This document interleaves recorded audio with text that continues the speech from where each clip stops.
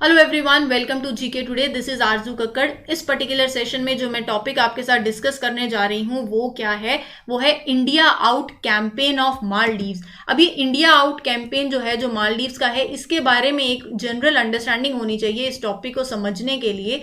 अब क्या है वो देखो देखो इंडिया आउट कैंपेन जो है काफी टाइम से मालदीव्स में चल रहा था। मालदीव्स में 2018 में जब नई सरकार बनी तो उसके बाद जो है वो प्रो इंडिया रहे। लेकिन इससे पहले जो मालदीव्स के अंदर थे अब्दुल्ला यमीन प्रेसिडेंट, वो प्रो चाइना थे।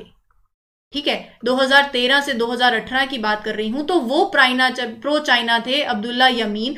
अब हुआ क्या है, ये क्या है इंडिया आउट कैंपेन मालदीव्स में। अब इंडिया आउट कैंपेन बार बार चल रहा है, तो क्यों चल रहा है ये कैंपेन? इसकी हिस्ट्री ये है कि बेसिकली ये कहना है कि देखो हुआ क्या था। इंडिया ने मालदीव्स को उस टाइम पे 2 हेलीकॉप्टर्स गिफ्ट किए थे।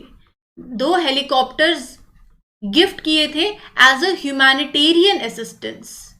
ह्यूमैनिटेरियन के चलते उनको असिस्ट करने के लिए, तो ह्यूमैनिटेरियन पर्पस से दिए थे। और उनको ऐसा लगा कि ये helicopters rather than being humanitarian, वो अपना मिलिट्री प्रेजेंस जो है मालदीव्स में वो बढ़ाना चाह रहे हैं। तो अपने मिलिट्री प्रेजेंस को यहाँ से हटाएं, इसी के चलते ये इंडिया आउट कैंपेन वहां पर बहुत चलाया जा रहा है। मालदीव्स में लोग रहते हैं, तो ये कहना हुआ इंडिया का भी कि इंडिया के लोग वहां पर, उनको ज्यादा प्रोटेक्शन देनी चाहिए, वो सेफ फील करें।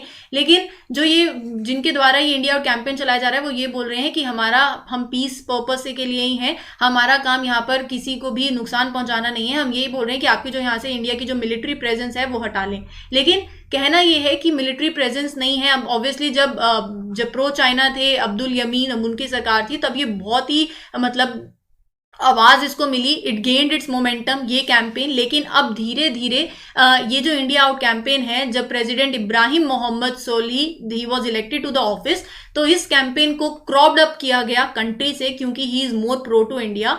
एंड साथ ही साथ बेसिकली बात करी जाती है कि जो रूलिंग एडमिनिस्ट्रेशन है, जो अभी करंटली यूज कर रही है, उन्होंने ये डिनाई किया है कि इंडियन मिलिट्री का मालदीव्स में कोई प्रेजेंस है और वो कोई मालदीव्स की सॉवरनिटी को थ्रेट दे रहे हैं। ऐसा कुछ भी नहीं है।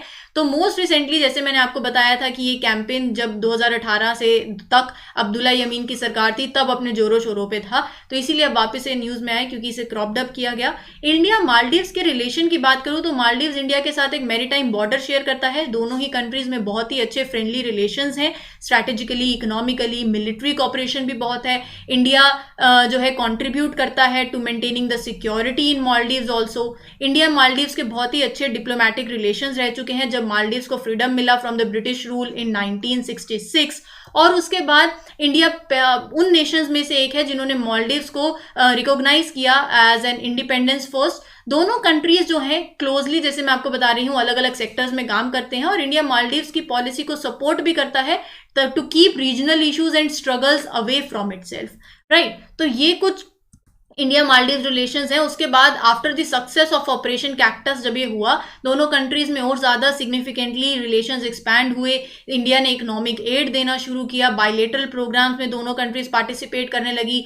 हेल्थ हो गई, लेबर रिसोर्सेज, इंफ्रास्ट्रक्चर, टेलीकम्युनिकेशन, हर एक फील्ड में। Even India establish Indira Gandhi memorial hospital in Male also. तो ये कुछ इंफॉर्मेशन थी जो न्यूज अभी चल रही। इंडिया आउट कैंपेन क्या था, क्रॉप्ड अप हुआ, इसकी बैकग्राउंड क्या रहा है, अब क्या सिचुएशन है, और इंडिया मालदीव्स के रिलेशंस कैसे हैं। तो इसी के साथ इस वीडियो के लिए इतना ही। आई होप आपको अच्छा लगा हो। वीडियो अच्छी लगी है तो लाइक, शेयर एंड सब्सक्राइब करना मत भूलें। Till then, thank you everyone.